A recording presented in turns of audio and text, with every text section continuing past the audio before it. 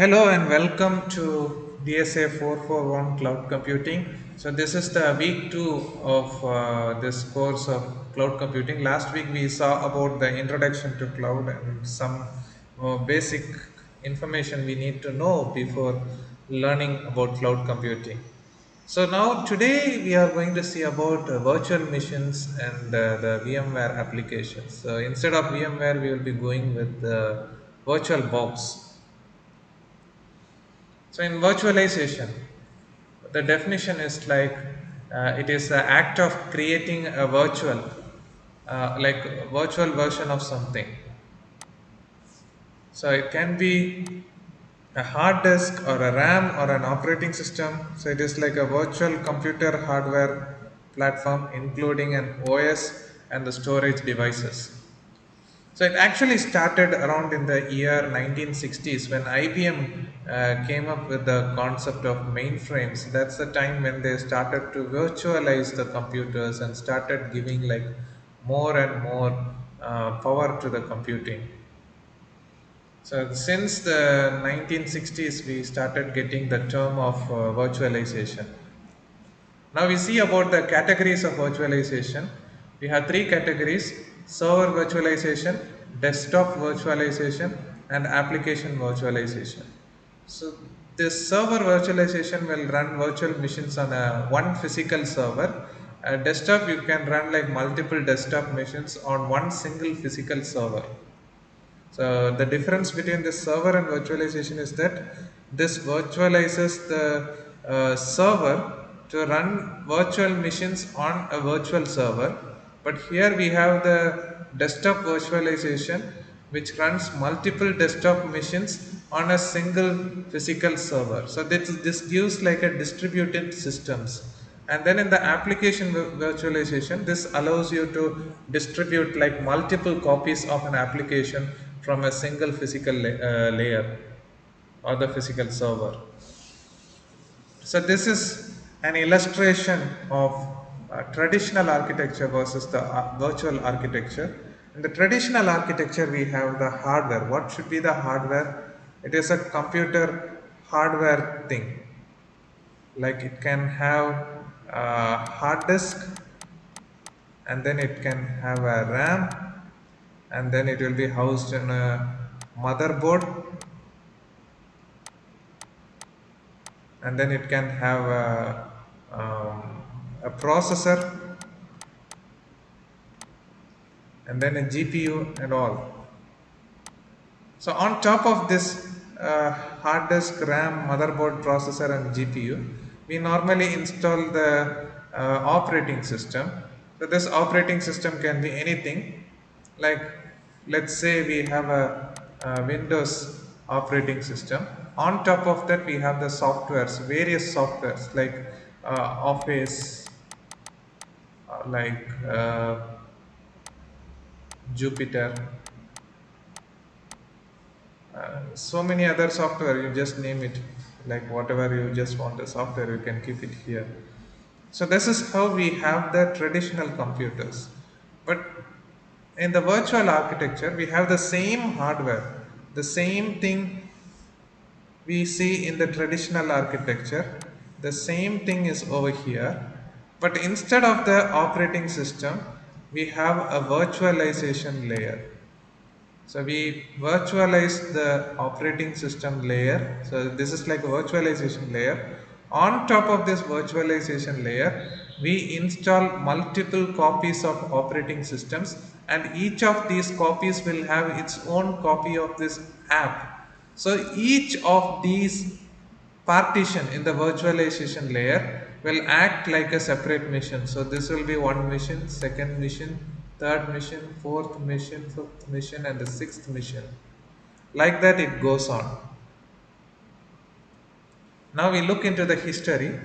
As I already mentioned, the term of virtualization started in the year 1960s. It started with the centralized computing and gave rise to the first virtualization and the tin clients. In the 1980s, we started getting the decentralized computing, that is like multiple servers. And then in 2000s we started getting this PC sprawl or bubble burst. What is this PC sprawl or bubble burst?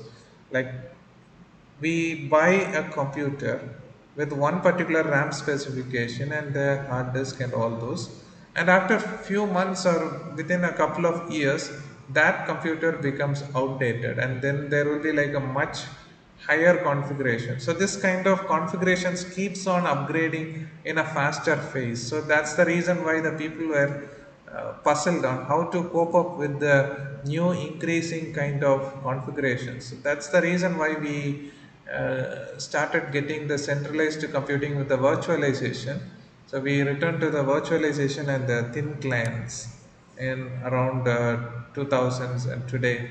And we include in this virtualization, we include this Internet of Things as well as this Internet of Everything. And now we see the resource optimization. In physical computer, we have this as the hardware on top of that operating system, and then we have the apps.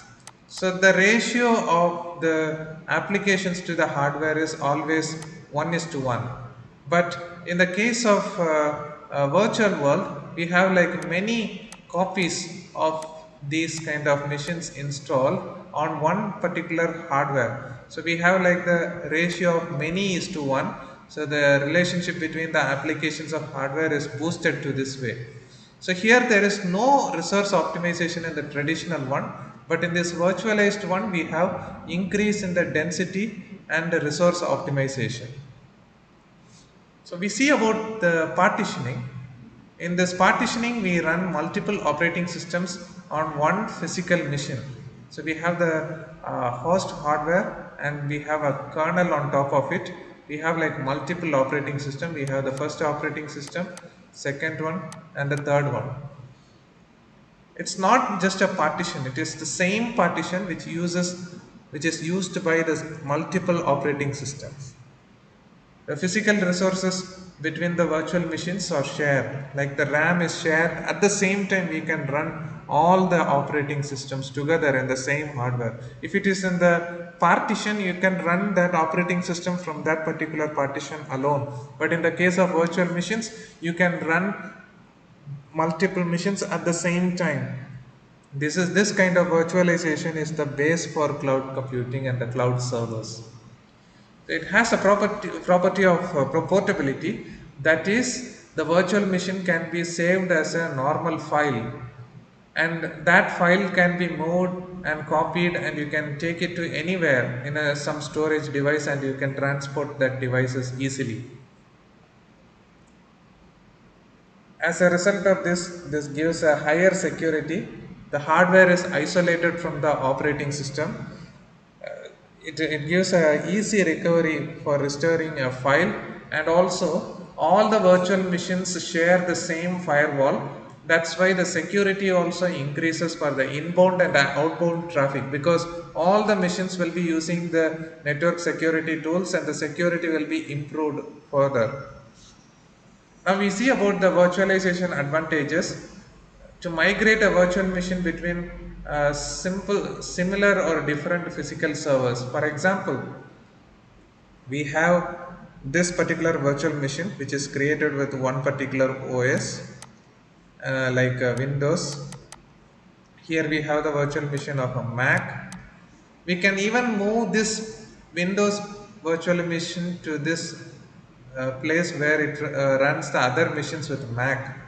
So it doesn't matter what kind of OS is there. So you can easily migrate the virtual machine between simple or different physical layers. Now we have this video to explain the virtualization. I just skipped this for the copyright issues. I just show the link of this video on top of this slide. So you can go through this link for this video. And now we see like how the virtual machine works. It works on the basis of hypervisor.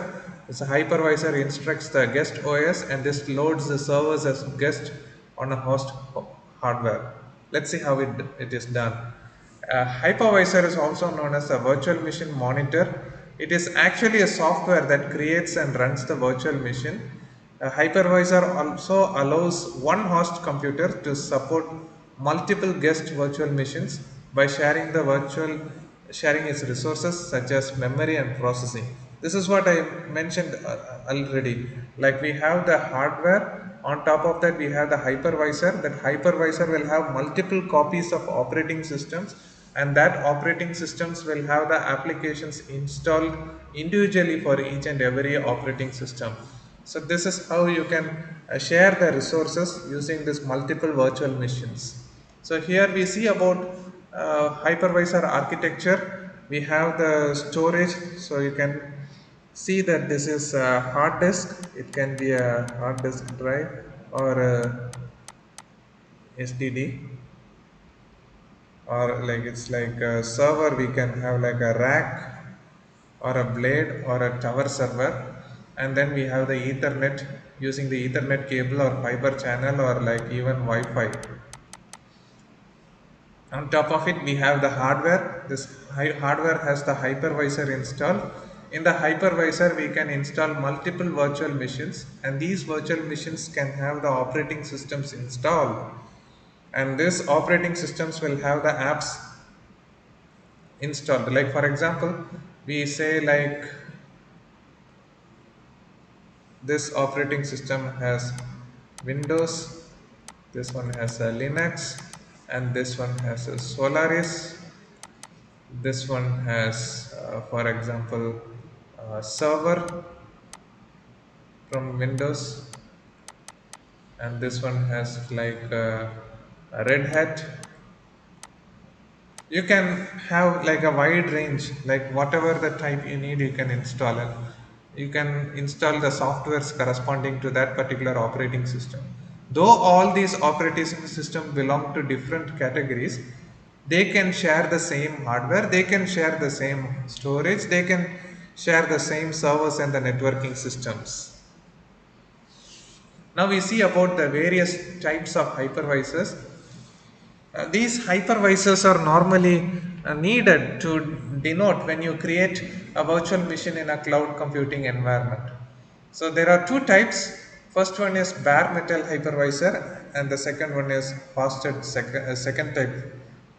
So in the bare metal hypervisor, we have the normal hardware. On top of that physical hardware, we install a lightweight operating system which shares the hardware of the host system with other machines. So that's what we call bare metal hypervisor.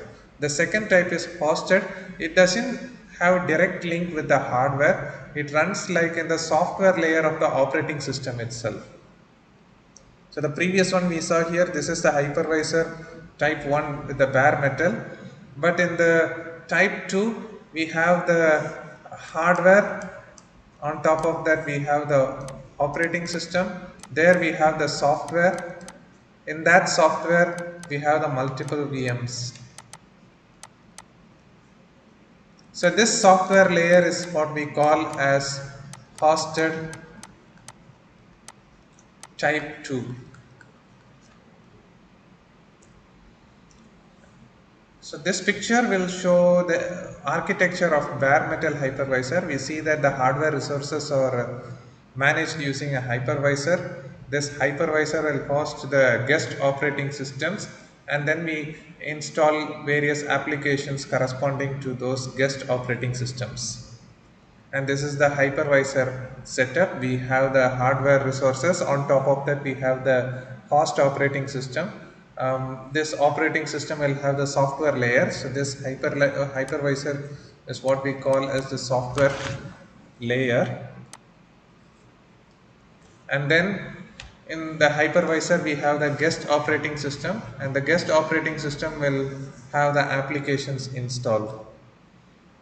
Now we see the CPU and GPU.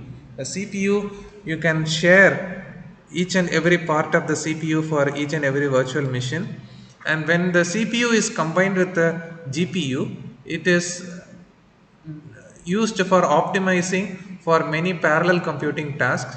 This is normally done for physical CPU in the host with the share or doing a networking, or not using the GPU. This will definitely impact the density of the computing done when both the hardwares are combined together. Now we see about the concept of virtual GPU. When we virtualize a hardware, we can virtualize a CPU, memory, storage, or a network. But in the case of GPU, it cannot be virtualized at the level of hypervisor. So what we do, we just take the GPU directly to the virtual machine. The virtual machine will have all the remaining hardware and the soft setup, but the GPU will be in the hardware. This is what we call as the pass through. So that passes through the hypervisor and it acts like a it works like a hard setup in the level of virtual machine. On top of this GPU, we have the NVIDIA driver. So this NVIDIA driver is connected to the client, and the guest OS, which has the virtual drivers and the NVIDIA driver, will house for the applications and the VDA drivers. So here we have the NVIDIA accelerated capture. Now we see the different types of VGPU types, that's the virtual GPU types. In all the places we can see that the NVIDIA GPU is not directly linked with the hypervisor. It jumps through the hypervisor and it directly connects to the NVIDIA graphics driver of the virtual machine. The virtual machine will take the virtualization of all the hardware through the hypervisor, and the GPU will be separately connected, and the GPU will like just walk through or it will pass through the hypervisor and directly gets connected with the NVIDIA graphics driver. So this is done for the case of both shared GPU as well as for dedicated GPU. Now we are going to see about a demonstration for installing and creating virtual machine in a virtual box. You need to go to this website virtualbox.org/wiki/downloads, and there we can download various clients. Like if you are using a Windows operating system, you can click on this Windows host. Use the Windows operating system, so I clicked on this link. So I got a copy of this VirtualBox software and started installing. So we follow various steps needed for installing this VirtualBox software. So once that is finished, the software will open like this. So here we can import a virtual machine from another computer, from another machine. And for creating a new virtual machine, we use this new VM. And for add, then the imported machine from another machine can be added using this one. And now we need to have a copy of operating system which we need to install. For this purpose, we go to ubuntu.com/download/desktop, and there we take the download link, we click on it, and then it starts downloading. So we can see here it is downloading as the format of .iso format. ISO is the image file of the data to be written on a DVD or anything. So we normally use this ISO format for using in the virtual machines. As I already mentioned, this will import the virtual machine and the new will create a new virtual machine. So once I create for this purpose, I click on this new, I click on this. Once I click on this, I get this to create a virtual machine. So I name the operating system as Ubuntu 1 and I store the machine folder in the C drive, and the type of the operating system I just mentioned, like I need to use Linux, and I am mentioned like what version of Ubuntu I am using. I am using Ubuntu 64, and then I click on to the next, and there we need to slide to allocate how much RAM I need. In my computer, I have 16 gigabytes of RAM. So among that, I am allocating 4 gigabyte of RAM for this virtual machine. So I can slide this slider to 4 gigabyte. So it allocates 4 gigabyte of RAM. Then for the hard disk, we create a virtual hard disk. They normally recommend a size of 10 gigabytes, so let it be. We just do it for a demonstration, but in case if you want to have a higher configuration with more capacity for the hard drive, then you can allocate differently, so that can be done later. Like in the here we can create like a virtual box disk image, or like a virtual hard disk, or whatever the way you want, and then you can make it like a dynamically allocated. When we make it like dynamically allocated, it will expand the hard disk size whenever it is needed, and then shrinks when some file is deleted. Fixed size means it will not expand or it will not shrink, it will have that particular size itself. So see here, my hard disk is like around 2 terabytes. So the computer is allocating like around 10 gigabyte out of the 2 terabytes for this particular virtual machine. And this location is where I choose where I need to store the virtual machine file.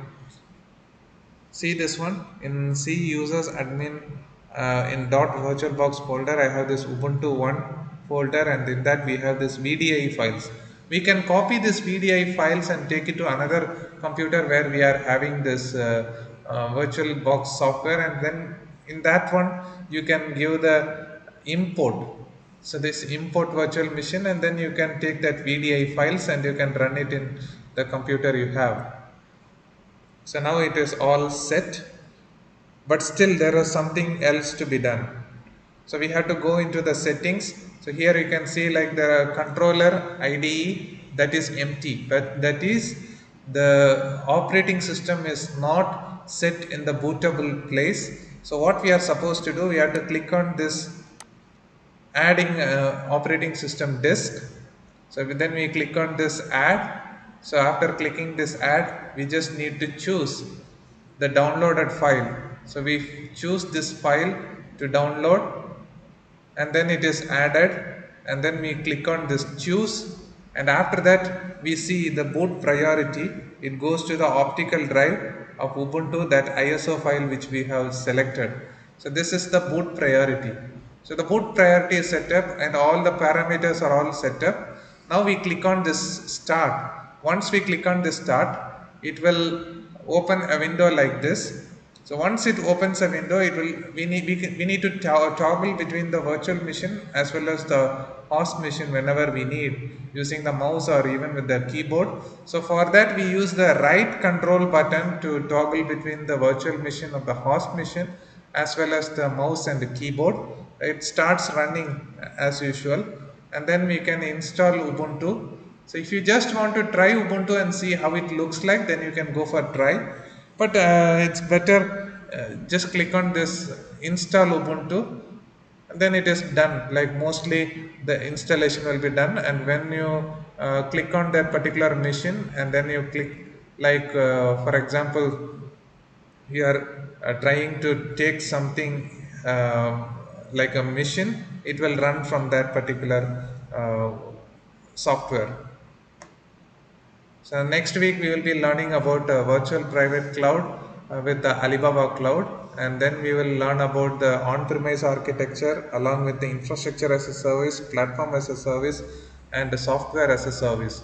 So these are the concepts which we are going to learn in the next week's class. So that's all for today's lecture, which is on the virtualization and the VMware.